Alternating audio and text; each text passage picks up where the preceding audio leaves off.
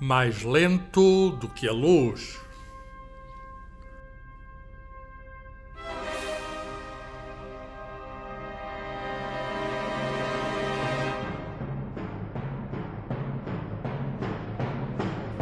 Uma conversa sobre ciência, o universo e tudo o resto, com David Marçal e Carlos Filhais.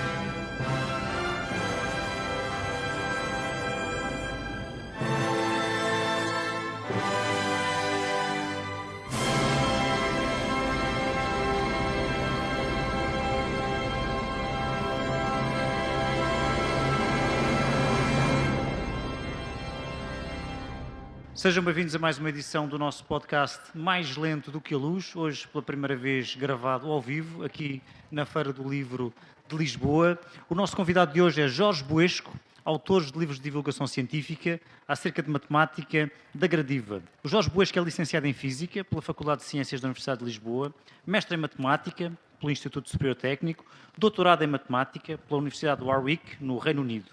Ele foi durante 20 anos professor no Instituto Superior Técnico e é desde 2007 professor na Faculdade de Ciências da Universidade de Lisboa. Foi entre 2012 e 2018, teve cargos de direção na Sociedade Portuguesa de Matemática, primeiro vice-presidente, depois presidente, e em 2021 foi eleito vice-presidente da European Mathematical Society. Tem várias distinções, recebeu o Prémio Rómulo de Carvalho de Investigação e Divulgação, foi nomeado membro correspondente da Ordem dos Engenheiros, é membro de honra da Real Sociedade de Matemática Espanhola, e é sócio correspondente da Academia de Ciências de Lisboa. Também, a par com a investigação científica, tem desenvolvido uma intensa atividade de divulgação científica. Amor, Matemática e Outros Portentos é o seu 7º livro da coleção Ciência Aberta da Gradiva. Aquilo que gosta mesmo de fazer é de contar histórias para quem gosta de as ouvir. Bem-vindo, Jorge, ao nosso podcast. Obrigado, David. Obrigado, Carlos. Jorge, eu sou uma das pessoas que gosta de ouvir as tuas histórias e este último livro, que eu recomendo muito, Amor, Matemática e Outros Portentos, aliás tem um prefácio que é suspeito, que é meu,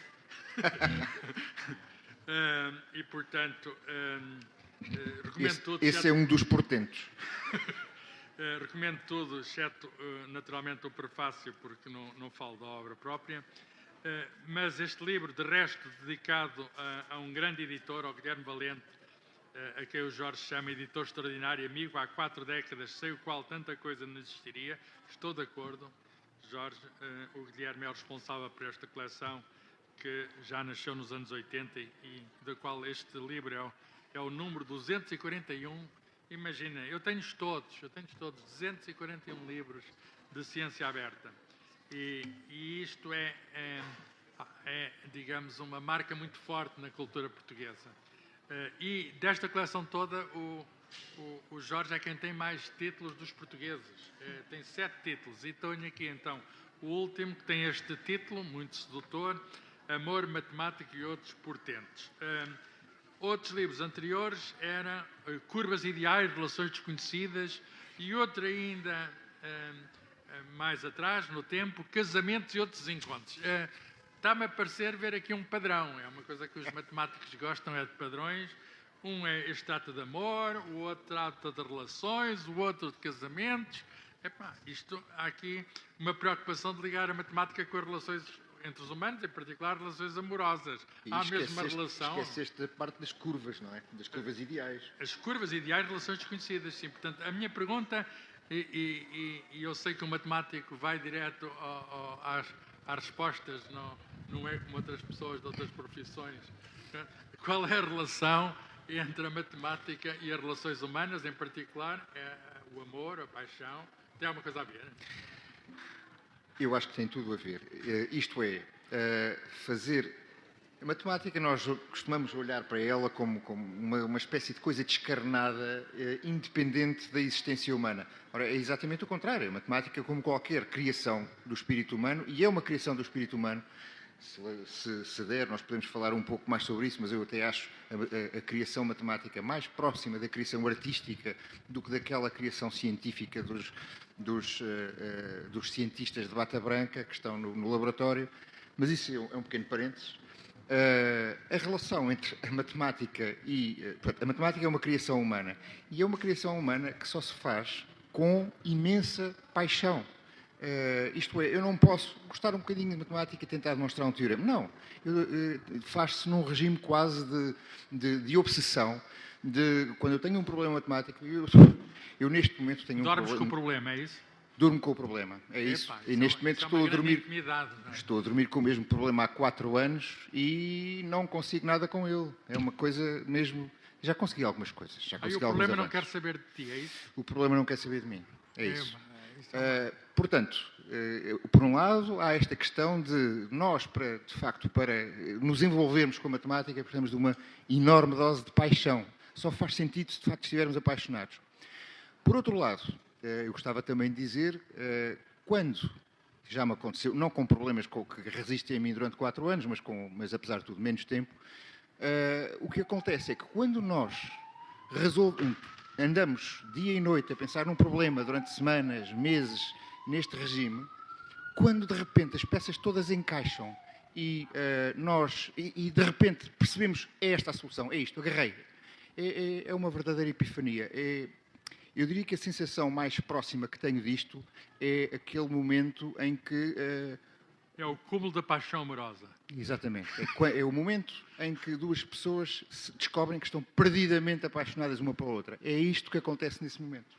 Eu percebo, mas ele foi muito hábil, o Jorge, como é sempre, a iludir um bocadinho a questão. A questão é, na prática, uma pessoa tem um problema de uma relação amorosa, a matemática ajuda alguma coisa? Não ajuda. Não ajuda nada. Eu, aliás, nem sei se há mesmo alguma coisa que ajude. Se tens um problema com uma relação amorosa, tenho a impressão que... Jorge, mas também há uma questão que tem a ver com a biologia, que é que os gametas humanos e a reprodução sexuada também têm a ver com matemática, porque há um gameta que é muito raro, não é? Que é o gameta feminino, que são os óvulos, e que é muito precioso, e há um que é muito vulgar, porque é muito numeroso, que são os espermatozoides. Portanto, também há aqui uma questão matemática na estratégia... Há uma diferença de números enorme entre espermatozoides e óvulos. Há um que tem sorte, um dos espermatozoides. Pois, há um que tem sorte, pois. Enfim, aí não sei até que ponto é que a matemática pode ajudar a fazer alguma afirmação sobre isso. Pode só desanimar um espermatozoide quando ver as hipóteses estatísticas dele. Desde que não desanime todos, não há problema. Muito bem. Todos nós somos frutos de um desses encontros improváveis. De um único que ganhou e conseguiu entrar e fertilizou o óvulo. Ora bem, então tu não tens receio que as pessoas sejam enganadas pelos títulos. Pode haver alguém que vê amor, matemática e outros portentos e pensa que é outra coisa, não? Mas eu espero que as pessoas sejam enganadas pelo título e depois compram o livro e vão ver e afinal é outra coisa, mas afinal até gostam, não é? Já me aconteceu. Aliás, com esse mesmo livro... Já houve pessoas que foram enganadas pelos títulos e não se vieram queixar? Não, nem à Associação dos Consumidores? Nada. Queixar não. Eu, pelo contrário, às vezes recebo mensagens de pessoas a dizer comprei o seu livro enganado, mas gostei imenso. Portanto, desse ponto de vista... Portanto, se gostar de ser enganada, compre este livro porque vai gostar. Exatamente, é um bocado isso. Muito bem. Por exemplo, para concluir este assunto das relações amorosas, uma pessoa para ver, sei lá, o parceiro para casar... para escolher, etc. A matemática aí não há hipótese nenhuma de valer alguma coisa. É muito engraçado. Num livro anterior, acho que foi no dos casamentos, precisamente, eu mostrei que, de facto, existe um algoritmo ideal para fazer esse tipo de escolha. Agora, isso é racionalmente... Já valia o preço do livro. Já valia o preço do livro. Agora, eu também posso dizer que o ser humano não é totalmente racional e, portanto, quando faz estas escolhas, não é guiado pela razão. É guiado muito pela emoção, às vezes muito mais do que pela razão. E, portanto, pode fazer, com uma certa probabilidade, as escolhas erradas. Ora bem, pois, independentemente do algoritmo. O erro acontece, é uma coisa... Aliás, faz parte da vida, que seria de nós se não errássemos, mas, como dizia o Samuel Beckett, errar outra vez, mas cada vez melhor. Errar cada vez melhor. Cada vez melhor. Errar Ora cada bem, vez melhor. deixando então de parte o assunto do amor, quem quiser encontra aqui no livro, até o exemplo de um casal de matemáticos. Eu explico o título, porque há aqui um amor e matemática, um caso, digamos, de um casal, e há também esta questão do apagamento das mulheres na matemática, Sim. que é uma questão que também é aqui tratada, porque a senhora aqui da capa é uma famosa ucraniana, ganhou a medalha Fields, e foi a segunda mulher a ganhar a medalha Fields, que é o equivalente ao Nobel da matemática. As mulheres estão subalternizadas na matemática? Sim, num certo sentido. Aliás, existem associações internacionais de Women in Mathematics, mulheres na matemática, para, por um lado, haver mais visibilidade e, por outro lado, mais participação das mulheres. Porque, de facto, existe não é bem uma subalternização, é uma subrepresentação. Eu faço parte da European Mathematical Society e, neste momento, existe um grande esforço em termos de,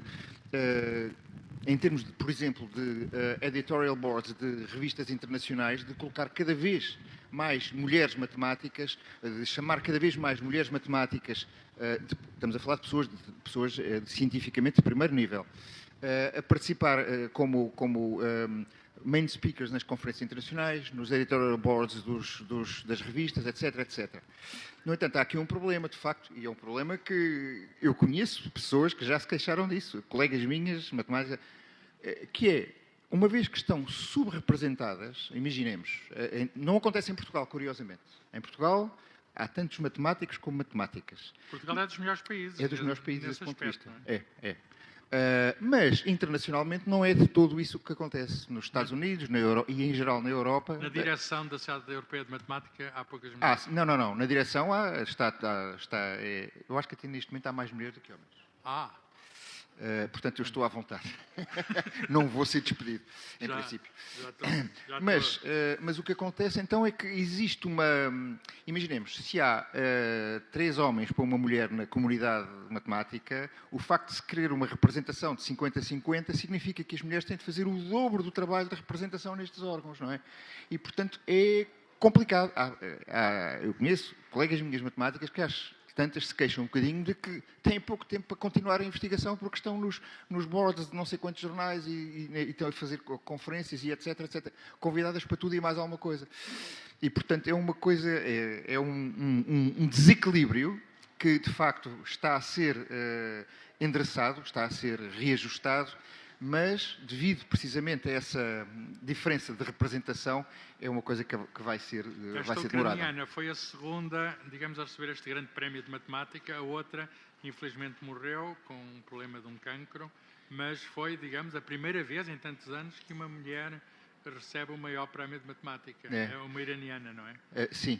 Aliás, ambas as histórias, eu conto isso no livro. Estão contadas as histórias aqui no livro? Estão. Portanto, a iraniana, que foi a primeira, em 2014, a Mariam Mirzakhani.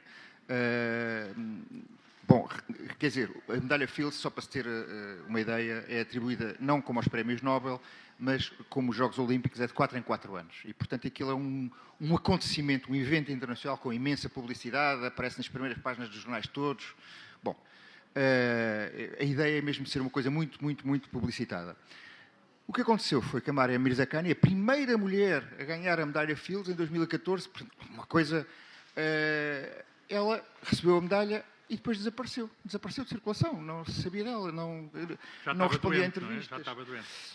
Soube-se depois, ela morreu em 2017, soube-se que ela estava, quando recebeu a medalha aos 37 anos, estava de facto, estava com um cancro da mama, estava numa quimioterapia muito agressiva, esteve para não ir e de facto ela só foi porque foi acompanhada por 2 colegas que não a largaram literalmente, quer dizer, isto aqui é literal, não a largaram, andavam com ela de braço dado o tempo todo. Ela esteve 2 dias no congresso, que foi na Coreia, em Seul, na Coreia, e depois, de facto, desapareceu, não deu entrevistas, não nada, e a razão era esta, morreu 2 ou 3 anos depois. 3 anos depois.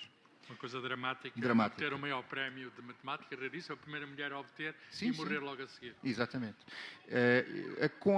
Com a Marina Viazovska, que é esta segunda matemática que ganhou o prémio, há também uma história, enfim, dramática. Ela é ucraniana e começou a guerra em fevereiro. Aliás, quando as medalhas foram anunciadas, o presidente da IMU teve o cuidado de dizer que as medalhas foram atribuídas em janeiro de 2022. Ou seja, a mensagem é, atenção, ela é ucraniana, mas isto não tem nada a ver com a guerra. Não tem nada a ver com, não é uma decisão política. Não é uma decisão de maneira nenhuma. Nunca foi, não? Aliás, eu estive também no Congresso de 2018, ela já em 2018 esteve quase a ganhar. Portanto, o trabalho dela está absolutamente fora de... Ela não está na Ucrânia, está na Suíça. Está na Suíça. Aliás, só para se ver já agora, ainda bem que faz essa observação, ela está em Lausanne, na Suíça, mas neste momento já não está em Lausanne. Ela foi... isto funciona a este nível. Isto funciona um pouco como as contratações no mundo de futebol. Neste momento, a Universidade de Bonn foi buscá-la para juntar à sua coleção de medalha Fields em Bonn, não é? Portanto, ela neste preciso momento já deve estar na Alemanha. Isto é como no futebol, as contratações, é como no futebol. E aqui contrataram uma das melhores jogadoras. Pagaram a cláusula de rescisão. Muito bem. Como é que consegue escrever livros sobre matemática sem usar matemática? Que uma pessoa quase não encontra aqui fórmulas. Matemática mas não tem fórmulas. Ora bem, eu acho que é um dos grandes segredos do Jorge é que ele escreve sobre um assunto de matemática e não põe fórmulas. Eu acho que é por estar a ficar velho. Não, que já escreves há muito tempo sem fórmulas. Já escrevo há muito tempo sem fórmulas. Mas se tu vires os meus primeiros livros, eu punha lá equações. E tenho a impressão que foste tu que me disseste. Tinha equações a mais. Que quando eu meto uma equação, perco metade dos leitores. Isso é conhecido, não é? Quer dizer, eu disse qualquer coisa que é conhecida. Ok. Uma pessoa, normalmente, na física, só põe E igual a MC quadrado. Não pode pôr mais nenhuma. Ninguém percebe, mas já chega. Bom, e portanto é isso. Agora, de facto, eu acho que se consegue, excepcionalmente, pode aparecer lá uma fórmula, uma equação, mas é uma coisa muito excepcional e tem de vir muito, muito, muito a propósito. Mas eu acho que se consegue falar sobre matemática de uma maneira... Como é que eu ia dizer? De uma forma com conteúdo científico e cognitivo, sem necessariamente entrar nos pormenores técnicos. Não é fácil, mas felizmente eu aprendi... Eu vou pegar num exemplo, vou desafiar aqui o Jorge com um exemplo, que é um dos teoremas mais famosos, o último teorema de Fermat. Consegues contar aqui para todos os nossos ouvintes, para a plateia aqui em direto e para todos que nos ouviram perpetuamente na internet, o que é que diz o último teorema de Fermat e porque é que é tão famoso? Sim, eu posso começar com o teorema de Pitágoras, que acho que toda a gente conhece. Isso é fácil. Eu sei que é fácil.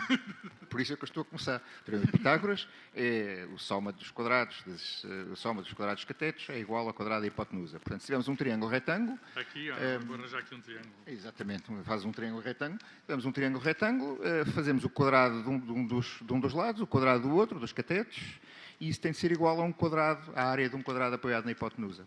O teorema de Fermat faz exatamente a mesma pergunta, mas sem ser para quadrados, para potências quaisquer, para cubos, para quartas potências, etc, etc, etc. Portanto, e o problema existe, por exemplo, no teorema de Pitágoras, existem soluções em inteiros. Por exemplo, um quadrado, aliás, este exemplo que eu vou dar era utilizado pelos egípcios em agrimensura. Um triângulo que tenha por lados os números 3, 4 e 5, ou seja, um triângulo retângulo em que os lados são 3, 4 e 5, verifica o teorema de Pitágoras e, portanto, é necessariamente um triângulo retângulo. Pronto. E repare-se, os lados, isto tem a característica dos lados serem inteiros, 3, 4, 5. O teorema de Fermat faz a mesma pergunta. Pronto, será que eu consigo? 3 ao quadrado é 9. Desculpa, claro. 3 ao quadrado é 9. Eu estou a ajudar toda a gente que nos está a ouvir. É claro, desculpem. 4 ao quadrado é 16. E 5 ao quadrado é 25. Exato.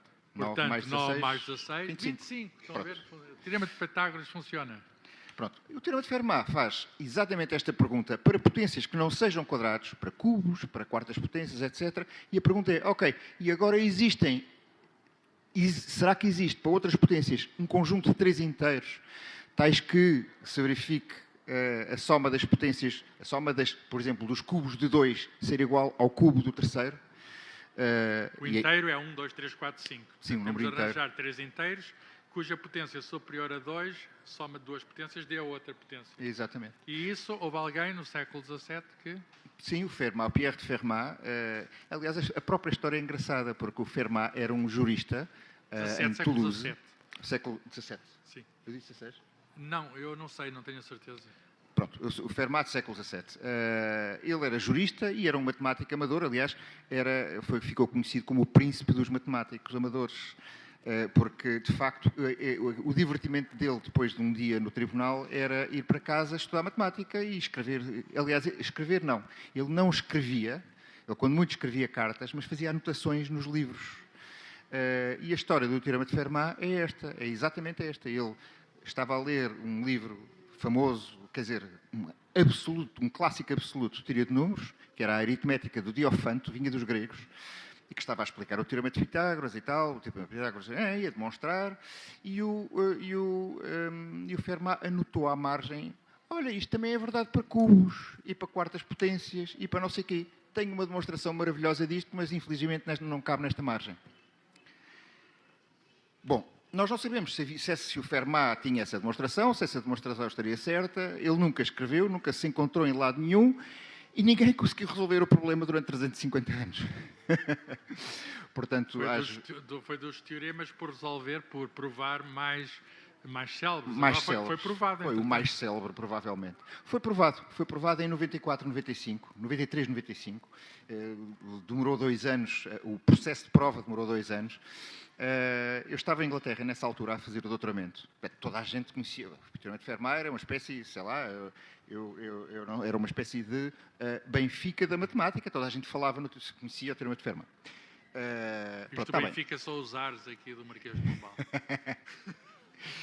E então, o que aconteceu? Eu estava em Inglaterra e em um belo dia, 23 de junho de 93, entrei na Common Room, onde nós íamos tomar chá, ou café, no meu caso, de manhã, todos os dias, antes de começar o dia de trabalho, e estava uma polvorosa, estava lá toda a gente. Aquilo parecia uma manifestação. O que é que tinha acontecido? Tinha sido demonstrado o Teorema de Fermat. Um matemático inglês, numa conferência na véspera em Oxford, tinha demonstrado, vinha na capa de todos os jornais, era uma coisa absolutamente... e estava toda a gente a discutir a demonstração. 350 anos depois do Fermat. Depois, o que aconteceu foi que... havia gato ali. Havia um gato. Lá está a questão do erro, não é? Errar cada vez melhor. Havia lá um buraco. A demonstração não foi publicada, foi retirada. O matemático em questão, Andrew Wiles, fechou-se mais 1 ano e meio. Pediu ajuda a um aluno. Fecharam-se mais 1 ano e meio e conseguiram tapar o buraco e, portanto, em 95 aquilo foi publicado. A vantagem do professor é essa, pode pedir ajuda aos alunos. Exatamente. O aluno era Richard Taylor. E a prova estava certa. A prova está certa. Quer dizer, aliás, mas é muito engraçado pensar que... O Fermat estava enganado, então. O Fermat tinha razão. Tinha razão. Portanto, a conjetura dele, que estava certa, era que essa equação era impossível. Impossível. Era impossível. Sim. Agora, aquilo que é muito improvável é que... O Fermat tinha razão, mas tinha razão, se calhar, por acaso. Porque ele não podia ter aquela prova. Não podia, impossível. Quer dizer, esta demonstração que se tem, que foi feita, é uma coisa com... Como é que eu ia dizer? Com tecnologia matemática...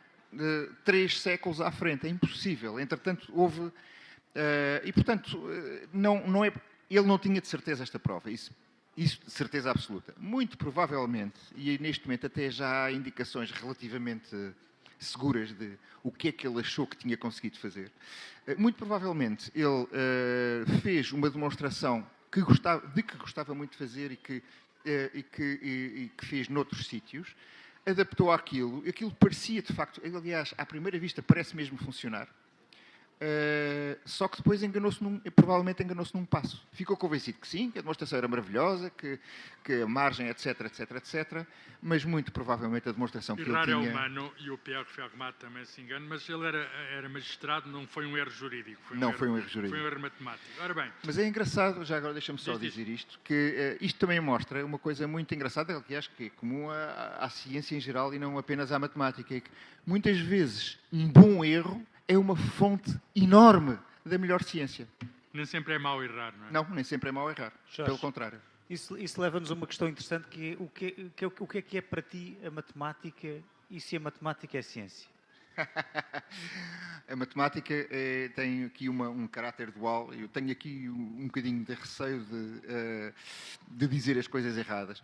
Por um lado, a matemática tem é claramente uma ciência. Portanto, nós provamos teoremas, demonstramos coisas que estão, do ponto de vista... É uma espécie de... Parece um jogo, não é? Nós começamos com axiomas, utilizamos as regras da lógica e as propriedades dos objetos matemáticos com que estamos a operar, e uma demonstração é o ponto final, é o passo final. Demonstramos uma propriedade, demonstramos, sei lá, o correspondente matemático ao facto do céu ser azul, não é? Portanto, é um facto da vida. Portanto, mostramos um facto da vida matemática. O teorema de Pitágoras, O teorema de Pitágoras, o teorema de Fermat, por exemplo. Agora, portanto, e por outro lado, como ficou claríssimo nos últimos 3 ou 4 séculos, desde pelo menos o Galileu, a matemática tem outra característica absolutamente notável, que é quase misteriosa, que é ser a linguagem das ciências. Neste momento não pode existir uma ciência enquanto tal que não utilize a matemática.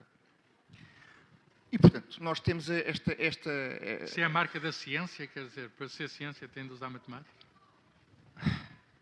Não tem de, mas eu diria que há as ciências que usam matemática e há as ciências que ainda não usam matemática.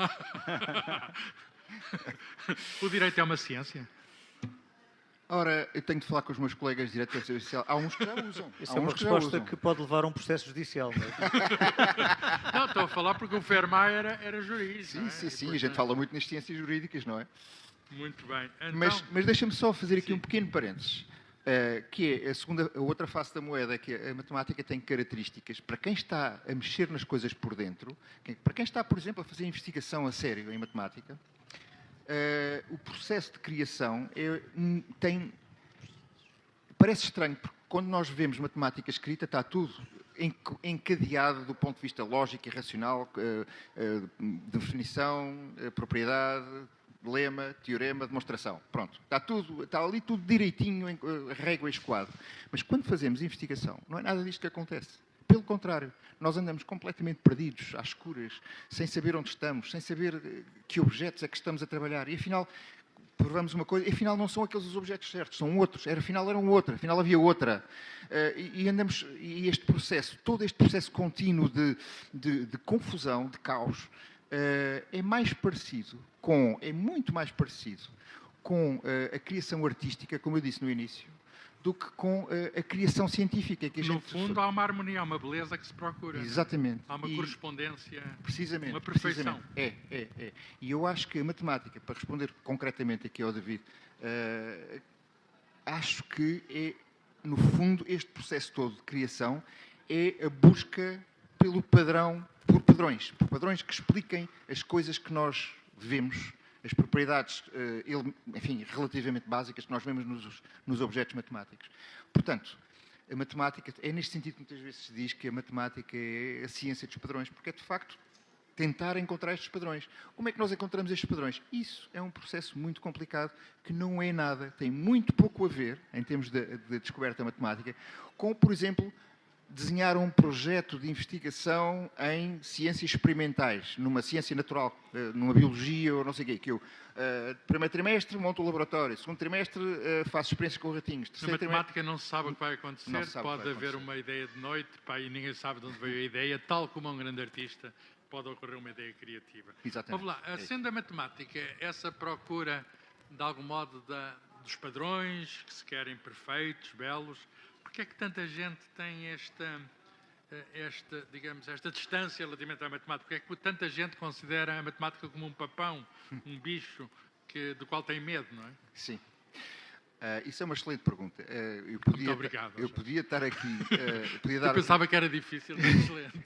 Não, é excelente, porque é de facto uma coisa importante e que toca a todos, que toca qualquer pessoa sente isto. Eu acho que a matemática tem aqui características especiais. Eu agora estou falando na questão da educação matemática, do ensino, do percurso na aprendizagem da matemática, que outros ramos de saber não têm. A matemática é implacavelmente cumulativa. Isto é, se nós pensarmos no percurso escolar do primeiro ano ao 12º ano, deixem-me pôr a coisa assim. Já me aconteceu, pegar na coisa ao contrário, já me aconteceu na universidade tentar explicar. Eu tenho aqui um aluno que vai perceber o que eu estou a dizer, vai perceber perfeitamente o que eu estou a dizer, o Álvaro está ali. Já me aconteceu na universidade, no primeiro ano, ter de acabar uma aula, ou melhor, ter de estar a explicar o algoritmo da divisão de números inteiros. Como é que se divide 527 por 143? Porquê?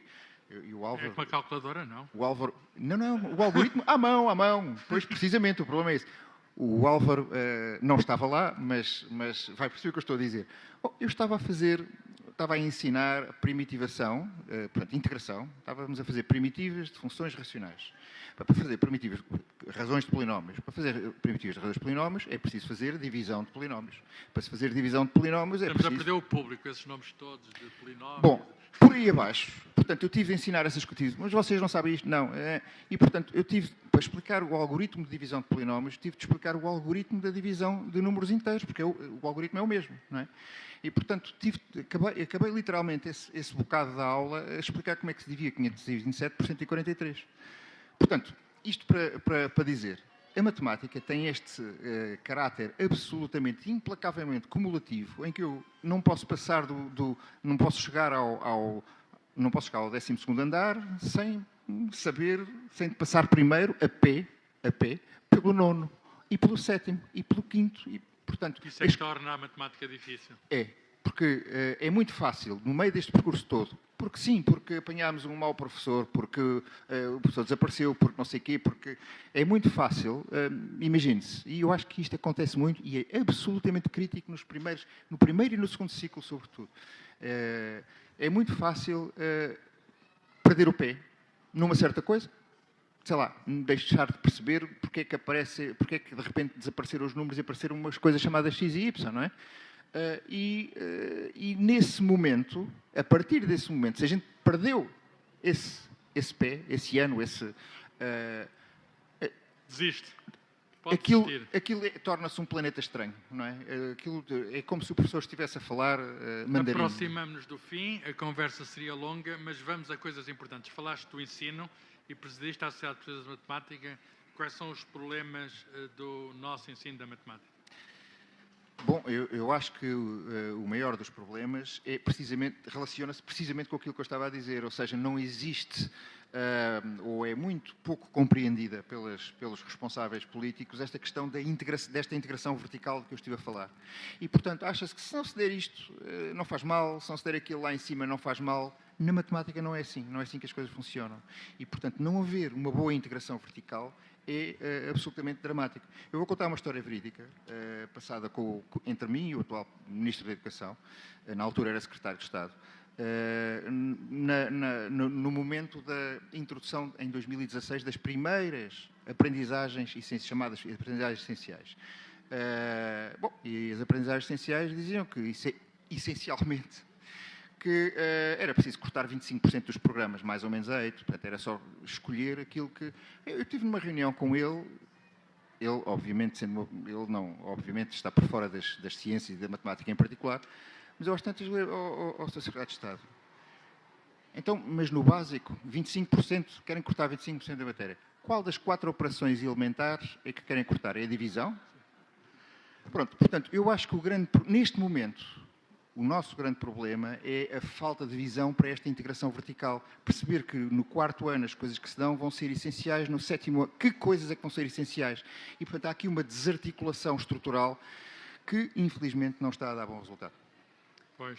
A questão dos computadores no ensino da matemática não terão a ser sobrevalorizados, os computadores? Estão, tal como nos anos 90 foram sobrevalorizadas as calculadoras.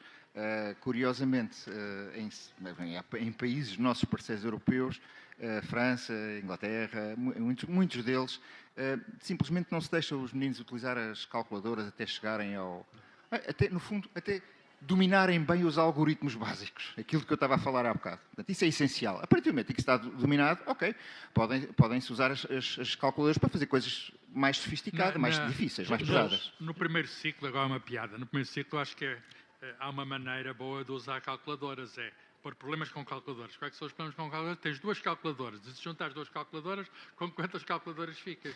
Isso é um problema com calculadoras.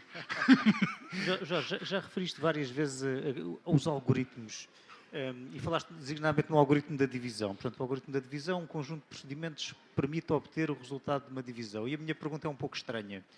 O algoritmo da divisão tem que ser assim ou podíamos imaginar um algoritmo da divisão diferente, mais prático, mais fácil, com vantagens, desvantagens? Ora bem, não existe uma prova de que os algoritmos que nós utilizamos e que são ensinados na escola sejam os melhores possíveis. Aliás, há até casos de algoritmos, pode-se demonstrar que há casos em que certos algoritmos que nós achávamos que eram os melhores, afinal não são. Há algoritmos mais rápidos. Eu aprendi a prova dos 9, por exemplo. Eu também a prova dos 9, que não é uma coisa... Bom, mas enfim. mas Ia fazer raízes quadradas à mão? Raízes quadradas à mão, exatamente. Somos mesmo antigos. Eu ainda aprendi o algoritmo de raiz quadrada. Sim. Mas, quer dizer, lá está. Isso é o tipo de coisas. A raiz quadrada. Quando nós chegamos à raiz quadrada, esse é o tipo de algoritmo que, neste momento, não é... Nós aprendíamos no 8º ano, tenho a impressão. Portanto, digamos, por volta dos 13, 14 anos. Mas isso é o tipo de coisas que, neste momento, não faz sentido. Não é? Neste momento não faz sentido. A resposta nunca é uma coisa exata. E, portanto, exceto nos quadrados perfeitos, é claro. E, portanto, não vale a pena estar a perder tempo a ensinar. Aí sim é que, quando os meninos já conhecem, já dominam os algoritmos básicos, podemos utilizar, isso é um excelente exemplo daquilo que eu estava a dizer, de podermos utilizar a calculadora para coisas mais sofisticadas. Talvez isto é um excelente exemplo. Calcular raízes quadradas, ou raízes cúbicas, ou exponenciais, isso tem de ser com a calculadora, senão não há hipótese. Não é só não haver hipótese, é simplesmente uma perda de tempo, é inútil. Agora, os algoritmos básicos têm absolutamente de estar lá. Somar, não digo 2 mais 2, mas somar 6 mais 15, as pessoas têm de saber fazer isso. Sim. Eu uma vez, lembro-me bem, quando estava no técnico, de uma... Isto parece uma andota, mas não é. Enfim, estava a fazer uma revisão de provas a uma aluna, não sei o quê, e ela estava-se a queixar. Bom, e tal, mas esta soma está mal feita e tal. E eu disse, isto está bem feito, mas onde é que foi buscar, como é que foi buscar essa ideia? Ela olha, pois é, eu sempre tive dificuldades na tabuada do 7 e do 8. Pois. Mas isto é verdade, eu garanto que isto é verdade. Jorge, vamos falar de alunos de engenharia e do técnico. Por falar em coisas mais sofisticadas, em que áreas da matemática tens trabalhado? E 2, se usas calculadoras? Calculadores não, mas uso computadores, sim. Isso faz parte parece um pouco estranho. Não sei se parece estranho ou não, mas de facto em matemática pura nós não usamos números, não usamos de todo. Usamos, sei lá, uso o alfabeto latino, o alfabeto grego. Às vezes algumas coisas em hebraico, mas números muito raramente. Agora, desculpa, exatamente qual era a tua pergunta? Em que áreas tens trabalhado? Eu tenho trabalhado em muitas áreas. Eu não vou especificar porque mas de facto, neste momento, ao fim de 30 e tal anos de investigação... Assim, uma que gostes. Uma área que gostes e que tenhas feito trabalhos. Análise complexa.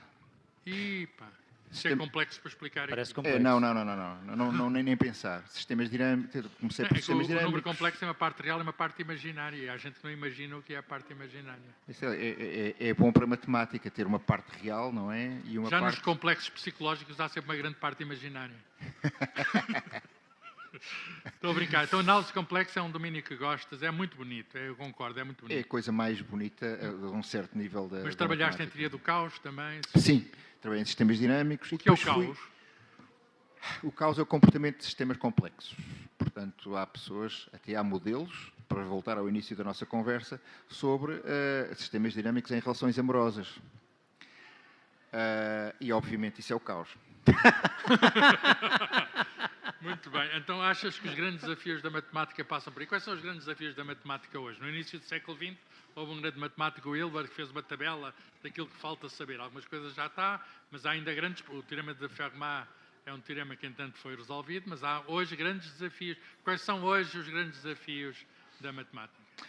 Olha, uma boa aproximação para quem estiver interessado nisto são os prémios Clay. Os prémios Clay, o Clay é o Sr. Landon Clay, é um multimilionário americano que no início do século XXI, portanto no ano 2000, criou uma equipa, criou um prémio, um conjunto de prémios para os chamados problemas do milénio. Portanto, quem quiser pode googlar problemas do milénio, Millennium Problems. Qual é o valor do prémio? Cada prémio, ele é multimilionário, portanto é uma pequena gota d'água. Cada problema resolvido vale $1 milhão de Epá, se eu não dólares. estivesse a fazer podcast, é isso que eu ia fazer, resolver os problemas. Há maneiras mais fáceis de ganhar $1 milhão. Muito bem, Jorge. Um dos problemas, já agora, só um pequenino, um dos problemas, ou talvez o mais célebre neste momento, seja a hipótese de Riemann, que é precisamente um problema de análise complexa. Portanto, eu ainda não perdi a esperança. Pá, eles, enfim, não querem ser pobres. Estes matemáticos querem resolver problemas. Principalmente, o matemático percebe de números, percebe bem a diferença entre ser pobre e não ser, não é? Portanto, Sim, pois. Jorge, muito obrigado. Ok, eu que agradeço. Pela tua participação no nosso podcast. Foi sem dúvida muito interessante. Muito obrigado pela tua disponibilidade. Não percam o resto. O resto está nos livros de Jorge Buesco, em particular o último, Amor, Matemática e Outros Portentes, publicado na coleção Ciência Aberta da Gradiva. Muito obrigado também à Gradiva por nos terem ajudado na realização ao vivo deste podcast aqui na Feira do Livro em Lisboa.